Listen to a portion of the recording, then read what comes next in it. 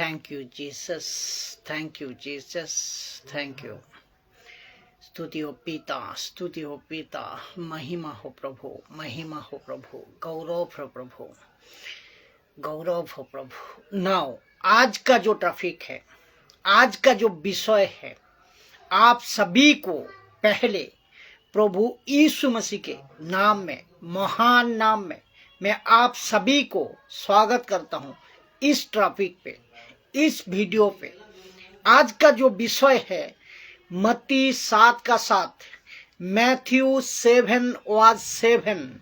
इस वचन को हम कहां तक ले सकते हैं और लेना चाहिए, मत्ती 7:7 को कहां तक लेना चाहिए, इस विषय पे आज बात करूंगा। बहुत ही अद्भुत बातें हैं, जो कि बहुत ही अद्भुत वचन है। तो पहले एक बात मैं बता दूं कि मत्ती 7:7 का जो वचन है यीशु मसीह का, ये पहाड़ी उपदेश है। तो उसको कहते हैं पहाड़ी उपदेश। ये शुरू होता है कहां से? मत्ती 5 अध्याय से, 5 अध्याय से 6वां अध्याय, 7वां अध्याय तक, 7वां अध्याय कंप्लीट होता है। 8वां अध्याय जब शुरू होता है, जब यीशु मसीह 5वां अध्याय में पहाड़ पे चढ़ते हैं और 7वां अध्याय के अंत में पहाड़ से उतरते हैं, और 8वां अध्याय का पहले कि यीशु को कोड़ी मिलता है। ठीक है ना? तो अब यीशु ने बहुत सारी बातें की, प्रार्थना को लेकर बात करी है यीशु मसीह ने, स्वर्ग का राज्य को लेकर बात करी है यीशु मसीह ने। एक व्यक्ति उपवास कैसे करे, वहां पे भी बात करी है यीशु मसीह ने, और प्रार्थना कैसे करे उस पे भी बात करी है यीशु मसीह ने, और तलाक पे बात करी, प्रभु के रिश्ते पे बात करी, एक व्यक्ति का स्वभाव पे प्रभु यीशु मसीह ने बात करी, एक व्यक्ति प्रभु के राज्यों को कैसे ढूंढे उस पे बात करी। तो ये जो टोटल 3 जो चैप्टर है, अध्याय है ना, तो उसको कहते हैं पहाड़ी उपदेश। यीशु ने बहुत सारा बातें की लेकिन यीशु ये भी कहा है कि एक और आएगा, और वो कौन है? वो तुमको मेरी बातें से कहता है, तुमको मेरी बातें में से वो सिखाएगा, यीशु मसीह की बातें को सिखाएगा।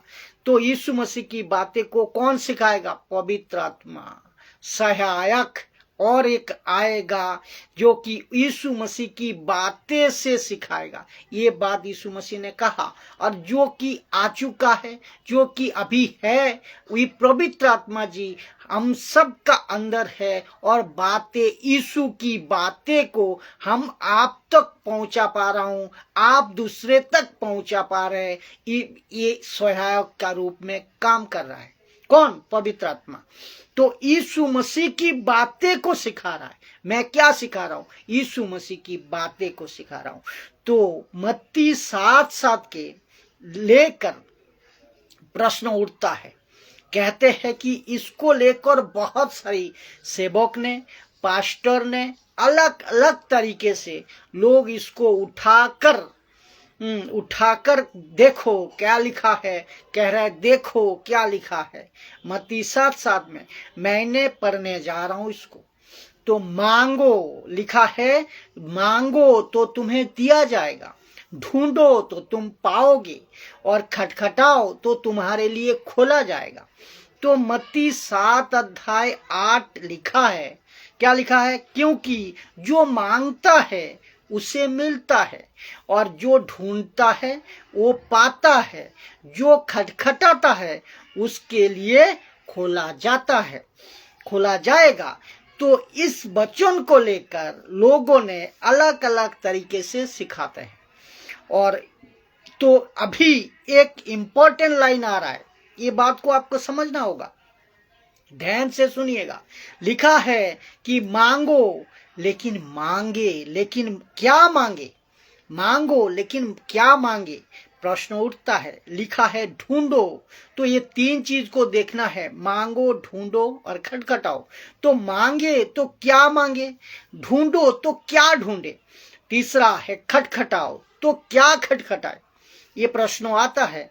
तो आपने मांगने पे जोर दिया ना, कई सेवक ने, कई दासों ने, कई विश्वासियों ने इसको प्रचार करते वक्त में, मोटिवेशनल प्रचार, इसको प्रचार करते वक्त में ज्यादातर सेवक, ज्यादातर पास्टर, ज्यादातर कलेसिया जो मोटिवेशनल टीचिंग करते हैं, ये मांगने पर जोर देता है ना, मांगने पर जोर देता है। तो ये जितने पास्टर सेवक सिखाते हैं ना, इनको ज्यादा मांगने पर जो जोर देता है ये लोग। तो प्रश्न उठता है, ठीक है ना, आप मांगने पर आपने जोर दिया, ठीक है। दूसरा क्या है, ढूंढे, ढूंढे क्या ढूंढे, ढूंढे फिर क्या फिर ढूंढे। तो तीसरा है, ठीक है, मांगने पर आपने बता दिया कि ढूंढे, तो क्या ढूंढे, फिर तीसरा कहते हैं खटखटाओ, तो क्या चीज खटखटाए। तो ये यहाँ पे तीन चीज है, मांगो, ढूंढो, खटखटाओ। फिर कहता है जो कोई मांगता है उसे मिलता है, जो कोई ढूंढता है वो पाता है, और जो कोई खटखटाता है उसके लिए खोला जाता है। तो इसका मतलब क्या है कि ये 8 वचन कहता है, जो मांगता है तो उसको क्या मांगना है, उसको, उसके लिए होली स्पिरिट का गाइडलाइन होना जरूरी है, उसके लिए होली स्पिरिट का, पवित्र आत्मा का गाइडलाइन होना जरूरी है, तो होना जरूरी है। और आपको बता दूं, रोमियो का किताब में 8 अध्याय 26 में पढ़ते हैं, क्या लिखा है पता है, लिखा है उसी रीति से आत्मा भी, यानी कि पवित्र आत्मा भी मेरी दुर्बलता में, तेरी दुर्बलता में सहायता करता है, तेरी दुर्बल, उसी रीति से आत्मा भी दुर्बलता में सहायता करता है, क्योंकि हम नहीं जानते कि प्रार्थना कैसे करें, हम नहीं जानते कि ये बाद में आया कि हम प्रार्थना क्या मांगे, प्रार्थना में क्या मांगे, ये बाद में आया, लेकिन नहीं पता क्या मांगे। फिर क्या कहता है, क्योंकि हम नहीं जानता प्रार्थना किस रीति से करना चाहिए। तो ये जो है होली स्पिरिट का गाइडलाइन, मांगने के लिए, ढूंढने के लिए और जो खटखटाने के लिए, ये बहुत जरूरी है, ये विषय पर आपको गौर करना है। तो ये फिर क्या कहते हैं, क्योंकि हम नहीं जानते प्रार्थना किस रीति से करना चाहिए। तो आत्मा, पवित्र आत्मा, बिनियोमा, जिसको ग्रीक वर्ड है बिनियोमा, तो आत्मा आप भी ऐसी आहें भर भर कर, जो बयान से बाहर है, हमारे लिए विनती करता है। तो तुम्हें तो नहीं पता है ना, तुम्हें नहीं पता है मांगना क्या है। तो अगर मैं मांगू, अगर मैं मांगू, मुझे नहीं पता क्या मांगू, तो कुछ भी मांग बैठोगे। मैं तो मांग सकता हूं ना, मैं तो ये भी मांग सकता हूं कि जो मेरे विरोध में है, जो मेरे दुश्मन है, उनका सत्यानाश हो जाए, मैं ये भी मांग सकता हूं ना। तो ये बुद्धि चाहिए, तो ऐसा नहीं कर सकते हम, ऐसा नहीं मांग सकते हम, तो ये बुद्धि चाहिए। तो इसको सुनिए, पहला यूहन्ना 5 अध्याय 14 नंबर वचन। और ये सारी बातें हमको और ये सारी बातें हमको जानना बहुत जरूरी है। क्यों तो लिखा है कि हमें उसके सामने जो हियाव होता है, वहां ये है कि यदि उसकी इच्छा के अनुसार कुछ मांगते हैं तो वो हमारी सुनता है। तो ये वचन को कहाँ ले जाओगे। तो इसको हमें इसीलिए कहता हूं बुद्धि की जरूरत है। तो हमें लिखा है, हमें उसके सामने जो हियाव होता है, वहां ये है कि यदि कि यदि उसकी इच्छा के अनुसार मांगते, किसकी? परमेश्वर की इच्छा के अनुसार, प्रभु की इच्छा के अनुसार कुछ मांगते हैं तो हमारी वो सुनता है। तो इसका मतलब है कि ये जो लोग सिखाते हैं ये सब नहीं सिखाते हैं। जो मैंने अभी आपको बोला ये बात नहीं सिखाते हैं कि उसकी इच्छा पर हम जो मांगे तो वो सुनता है मेरी। ये बातें को ये लोग नहीं सिखाते हैं। रोमियो 8:26, पहला यूहन्ना 5:14 और भी बहुत कुछ है। कहते हैं कि तुम्हें इसीलिए नहीं मिलता। तुम मांगते तो हो, तुम्हें इसीलिए नहीं मिलता, परंतु मिलता नहीं। तुम्हें इसीलिए नहीं मिलता क्योंकि तुम सुख विलास में उड़ा देते हो। तो सुख विलास में उड़ा देते हो, इसीलिए नहीं मिलता। तो प्रभु ने ये भी कहा है कि, और प्रभु ने वैसा भी कहा है। तो और इसको आपको बुद्धि से लेना है। और मैं बार बार कहता हूं कि कोई एक वचन को उठाकर आप सिद्धांत पे नहीं आ सकते, कोई नतीजा पे नहीं आ सकते, कोई स्टेटमेंट को पुख्ता नहीं कर सकते। तो आपको पता हो कि मत्ती 7:7 को वचन कौन से लोग यूज करते हैं। ये आप सबको पता है कौन से लोग ये यूज करते हैं। ये ऐसे लोग यूज करते हैं जिसको कहते हैं मिल्क ड्रिंकिंग मसीह लोग, अधूरा ज्ञान के मसीह लोग इसको इस्तेमाल ज्यादा करते हैं। जो पक्का है ना मसीह में, जो वचन में पक्का है, जो मसीह में पक्का है ना, वचन का जो सटीक वचन में जो सटीक लेकर चलता है, जो सॉलिड होगा ना वचन में, प्रभु में मजबूत होगा ना, परिपक्व होगा ना, वो पहला ये नहीं कहेगा, वो पहला ये नहीं मांगेगा और ये नहीं सिखाएगा। वो मांगेगा क्या पता है? वो मांगेगा प्रभु मुझे कुछ नहीं चाहिए, मुझे कुछ नहीं चाहिए, मुझे वो चाहिए जो तुझे पसंद है। किसको? प्रभु को पसंद है, मुझे वो चाहिए। तो वो पक्का परिपक्व मसीह जो है वो ये मांगेगा। लेकिन जो कच्चा है, जो अधूरा ज्ञान के सेवक है, ये वचन को उठाकर पेश करते हैं। ये बात को आपको समझना होगा। अभी आप समझ गए होंगे। तो जो व्यक्ति इस लेवल पर है, पहुंचता है ना, वो व्यक्ति ऐसे स्टेटमेंट को यूज नहीं करेगा। तो मत्ती 7:7 को मैं रॉन्ग नहीं कह रहा हूं, लेकिन प्रभु ने कहा है तो अच्छी बात है, मांगो मिलेगा। वो एक सांत्वना देता है, एक कंफर्ट देता है। ये हमारे पास एक ऐसा प्रभु है जो मांगने पे देता है, ढूंढने पे मिलता है, खटखटाने से खोलता है। ये अच्छी बात है, एक संतुष्टि देता है। लेकिन जब एक आदमी परिपक्व हो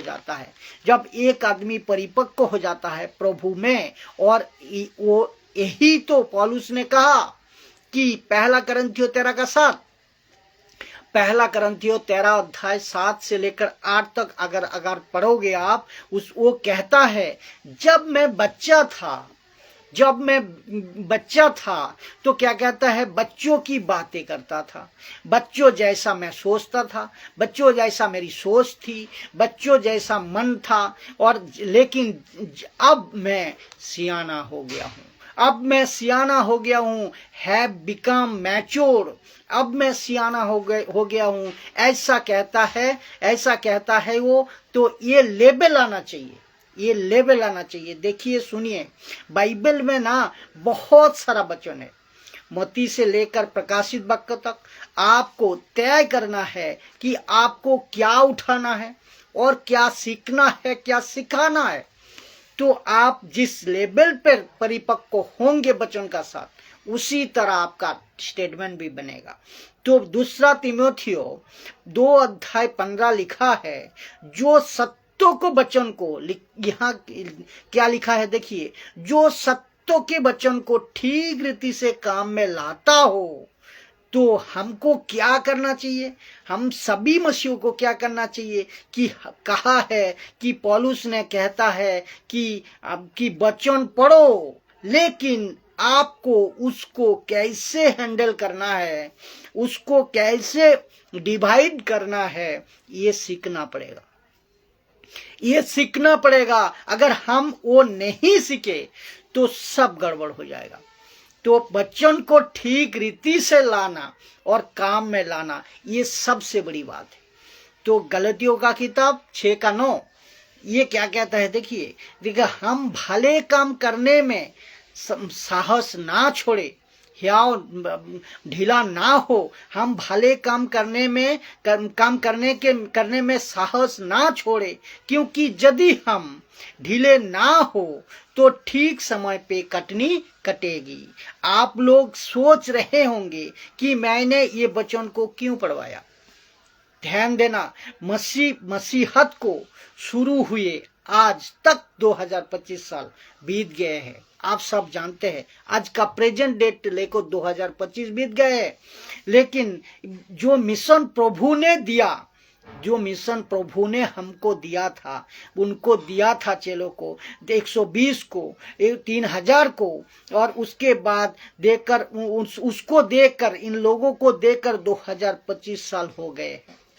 पौलुस क्या कहता है पता है, फर्स्ट सेंचुरी जब लग गया था, जब फर्स्ट सेंचुरी लग गया था ना, पौलुस तब कहता है कि अगर हम ढीले ना हो, मतलब कमजोर ना पड़े मसीह में, काम में, मसीह के काम में, तो कटनी जल्दी से कट जाएगी, कटनी जल्दी से कट जाएगी। और वैसे ही स्टेटमेंट दिया था यीशु ने भी। यीशु ने यूहन्ना, आपको पता होगा यूहन्ना की 4:35 में कहा कि यीशु ने कहा कि आंखें उठाकर देखो, फसल तो कब की तैयार है, कटने के लिए कब की फसल तैयार है। तो ये 2-3 वचन और भी बहुत सारे हैं वचन, ये वचन बताते हैं कि मसीह के काम में अगर हम ढीले पड़ गए ना, तो ये जो सांसारिक चीजें हैं, ये सांसारिक जो वस्तुएं हैं, सांसारिक जो चीजें हैं, ये जिसको कहते हैं जंगली बीज, ये जल्दी बढ़ते जाएगा। कौन? सांसारिक चीजें, सांसारिक बातें, ये जल्दी बढ़ते जाएगा। और अच्छे जो बीज है वो ग्रोथ नहीं होगा, वो ग्रोथ कम हो जाएगा, उसकी ग्रोथ कम हो जाएगा, मसीह की ग्रोथ कम हो जाएगा। तो मैं भी कभी कभी सोचता हूं कि और जितने भी मसीह लोग हैं वो सुने कि मूसा का जो मिनिस्ट्री दिया था वो 40 साल में फिनिश हो गए थे, 40 साल में फिनिश हो गए थे। उसके बाद अब्राहम को जो मिनिस्ट्री दिया गया था वो कुछ सालों में कंप्लीट हुआ, फिनिश हुआ। और जोसेफ को जो मिशन दिया गया था वो भी कुछ समय में कंप्लीट, कुछ सालों में फिनिश हुआ है। और यीशुआ को जो मिशन दिया था वो भी कुछ समय में फिनिश हुआ है। उसके बाद में यीशु मसीह आते हैं और 3.5 साल में क्रूसिफिक्शन और मानव जाति को बलिदान देकर छुड़वाने का काम वो भी 3.5 साल में पूरी तरह कंप्लीट किया भी प्रभु यीशु मसीह ने। लेकिन ग्रेट कमीशन, महान आज्ञा, कलेसिया ओपन और चेलों को तैयार करना, चेलों को काम में लगाना, मिशन का काम करना, पूरी जगत में सुसमाचार फैलाने का काम, चेलों का काम को बढ़ाना, उनको मजबूत कराने का काम, इन सभी को तैयार करने में 2025 साल आज लग रहे हैं। और इतने टाइम क्यों लग रहा है? अब आगे तो और लगेगा। तो ये इतना समय क्यों? तब ऐसी बातें सामने आती है कि अगर अच्छा बीज नहीं पनप रहा है, ढीले पड़ रहा है, तो जंगली बीज बढ़ेगा, जंगली की बीज बढ़ेगा और संसार का गलत काम, गलत स्वभाव और गलत आचार, गलत स्पिरिट बहुत ही बड़ी तेजी से मसीह का ऊपर प्रभाव डाल रहा है।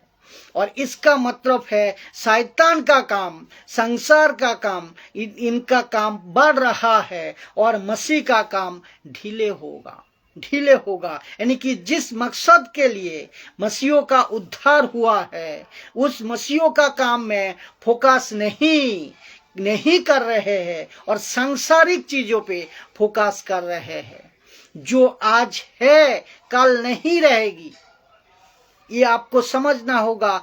ये सबोदेशक के किताब में लिखा है कि उसमें कहते हैं सुलेमान राजा, पृथ्वी पे जो कुछ है सब कुछ व्यर्थ है।